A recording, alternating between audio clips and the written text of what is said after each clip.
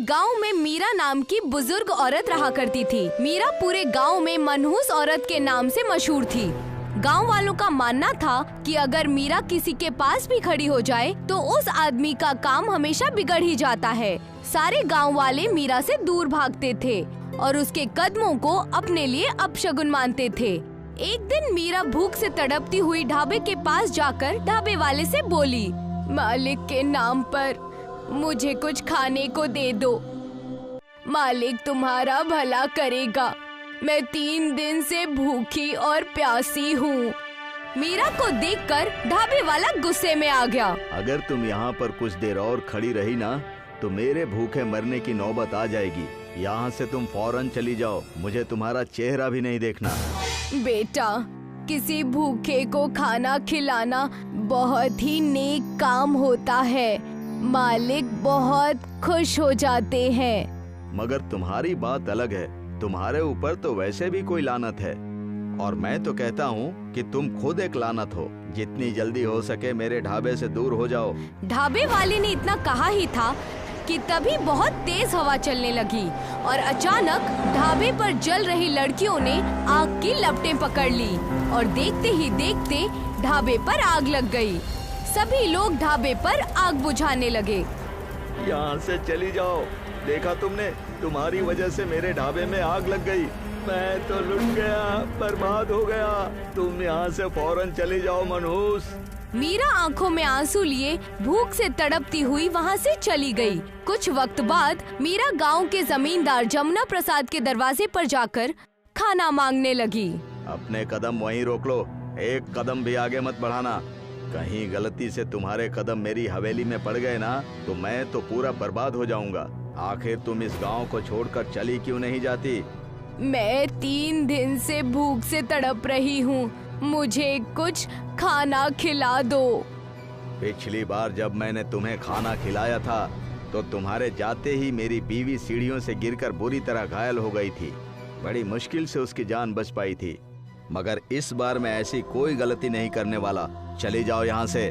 जमुना प्रसाद ने इतना कहा ही था कि तभी जमुना प्रसाद के कानों में 10 साल के बच्चे की चीख सुनाई दी। जमुना प्रसाद दौड़ते हुए अंदर की ओर भागा। क्या हुआ बेटा, तुझे क्या हो गया? जमुना प्रसाद की बीवी विमला रोते हुए बोली।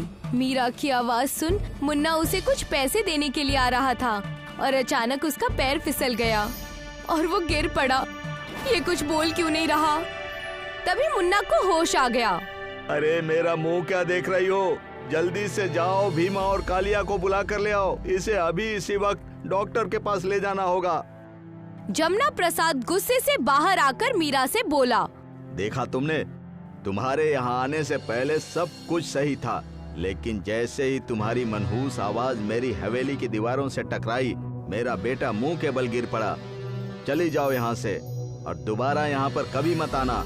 मीरा बेचारी आंखों में आंसू लिए वहाँ से भी चली गई। उस दिन मीरा ने गांव के हर घर का दरवाजा खटखटाया, मगर किसी ने मीरा को खाने के लिए कुछ नहीं दिया।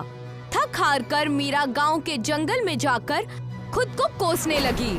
मैं तो किसी का भी बुरा नहीं चाहती, लेकिन मैं कहीं भी जाती हूँ तो उसके साथ बुरा ही हो जाता है। ये तो मुझे किस जन्म के पापों की सजा दे रहा है।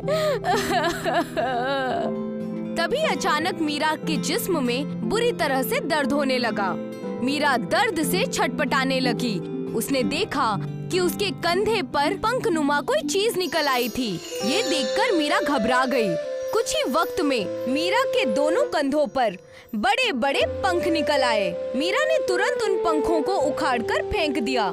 हे मालिक, एक तो वैसे भी गांव वाले मुझे अपने लिए अपशगुन मानते हैं, ऊपर से मेरे जिस्म पर ये पंख निकल आए तो वो तो अब मुझे कोई जादू टोना करने वाली या डायन ही समझेंगे। मीरा ने इतना कहा ही था कि तभी उसके कानों में एक साधु की आवाज टकराई। तुम अपने बदन से चाहे जितनी भी बार इन पंखों को उखाड़ कर फेंक दो, मगर ये पंख तुम्हारे बदन पर दोबारा निकल ही आएंगे। इन्हें अपने बदन से मत निकालो, अब ये तुम्हारे बदन का हिस्सा है। ये आप कैसी बातें कर रहे हैं साधु महाराज? तभी मीरा के जिस्म में दोबारा पंख निकल आए। अचानक उसके कानों में अजीब अजीब सी आवाजें गूंजने लगी। क्या तुम्हें महसूस नहीं हो रहा कि तुम्हारे अंदर एक कमाल की ताकत आ गई है? मेरे कानों में अजीब अजीब सी आवाजें गूंज रही हैं। ये कैसी आवाजें हैं? ये आवाजें उन लोगों की हैं जिन्हें तुम्हारी मदद की जरूरत है। कुछ देर पहले तुम ईश्वर से उसकी लीला के बारे में पूछ रही थी। ईश्वर ने तुम्हारी मदद की है। अपने दिल में सुकून रखो और गौर से सुनो वो आवाजें तुमसे क्या कहना चाहती हैं। मैं तुम्हारे सारे सवालों का जवाब वक्त आने पर दे दूंगा। इतना कहकर साधु वहाँ से चला गया। मीरा उस साधु की बात सुनकर आंखें बंद करके शांति से उन आवाजों को सुनने लगी। कुछ वक्त बाद वो आवाजें मीरा को साफ साफ सुनाई देने लगी, जैसे कोई आग से जल रहा हो और वो मदद के लिए पुकार रहा हो। अचानक मीरा के पंख खुद फड़फड़ाने लगे और मीरा का जिस्म हवा में उड़ गया।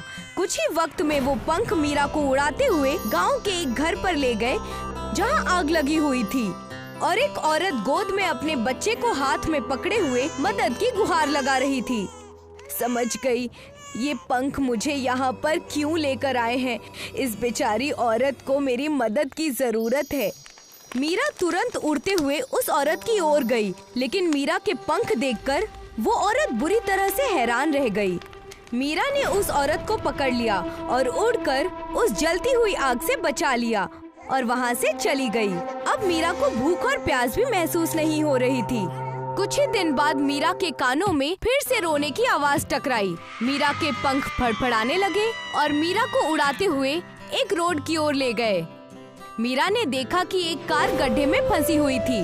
उस कार के अंदर एक प्रेग्नेंट औरत दर्द से चीख रही थी। मीरा तुरंत उस प्रेग्नेंट औरत को कार से निकालकर हॉस्पिटल में छोड़कर आ गई और फिर हर रोज ऐसा ही होने लगा। कुछ ही दिनों में मीरा पंखों वाली बुजुर्ग के नाम से मशहूर हो गई। जो लोग मीरा को अपशगुन मानते थे, वो अब मीरा को देवी का रूप समझने लगे। मीरा ने अपने रहने का वास उसी जंगल में बना लिया था। मुझे माफ कर दो मीरा, मैंने तुम्हें हमेशा गलत समझा। सिर्फ मैंने ही नहीं, सारे गांव वालों ने तुम्हें गलत समझा। हमने तुम्हें जलील करके कई बार गांव से बाहर भगाया। उसके बावजूद तुम हमारी मदद करती रहती हो। मेरी तरफ से ये खाना कबूल कर लो। नहीं, मुझे अब भूख और प्यास नहीं लगती। मुझे दूसरों की मदद करने से बहुत शांति मिलती है। जमुना प्रसाद वहाँ से चला गया। कुछ ही वक्त में वही साधु मीरा के सामने प्रकट हो गया। साधु महाराज, अब तो बता दीजिए ये मालिक की कैसी लीला है। मैं जानता हूँ मीरा कि तुम्हारे दिल में बहुत सारे सवाल हैं जिनके जवाब तुम जानना चाहती हो। तो सुनो मीरा, हजारों साल पहले पिछले जन्म में तुम एक बेहद खूबसूरत और मगरूर शहजादी थी, मगर तुम्हें गरीब और बेसहारा लोगों से नफरत थी।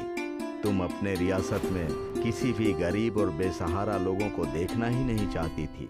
तुम्हें मासूम जानवरों का शिकार करने का भी बहुत शौक था। एक दिन तुम शिकार करते हुए जंगल के काफी अंदर तक चली गई और शिकार के लिए चलाया हुआ तुम्हारा तीर एक साधु के सीने पर लगा। वो साधु सालों से तपस्या में बैठा हुआ था। उस साधु ने तुमसे माफी मांगने के लिए कहा, मगर तुमने उल्टा सिपाहियों को आदेश देकर उसे गिरफ्तार करवा लिया। उसी साधु की दी हुई लानत की वजह से तुम इस जन्म में सजा भुगत रही हो। तो इसका मतलब ये है साधु जी कि मैं इस जन्म में इतने साल गरीब बनकर जिंदगी जीती रही और भीख मांग मांग कर अपना गुजारा करती रही।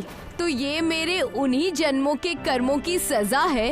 हाँ मीरा, ताकि तुम्हें ये एहसास हो जाए कि कोई भी इंसान अपनी मर्जी से गरीब और बेसहारा नहीं होता। जब तुम ईश्वर से उसके खेल के बारे में पूछ रही थी, तब मुझे तुम पर रहम आ गया।